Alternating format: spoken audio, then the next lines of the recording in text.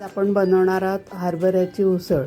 हरभरे आधी भिजत घालायचे आणि कुकरमध्ये ठेवायचे, त्याच्या 4-5 शिट्ट्या करायच्या. एक कांदा चिरून तो परतून घ्यायचा आहे. त्यातच टोमॅटो टाकते.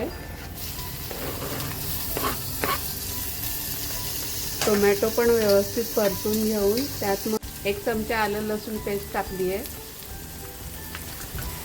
ती पण परतून घेते. तत्पूर्वी मी हरभरे भिजत घातलेले होते, त्याला 2-3 शिट्ट्या करून घेतलेल्या आहेत. या कढईत टाकणार आहे.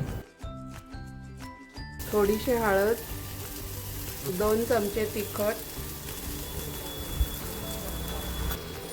हे टाकल्यावर परत परतून घ्यायचं आणि त्यातच कुकरमधनं काढलेले हरभरे टाकायचे.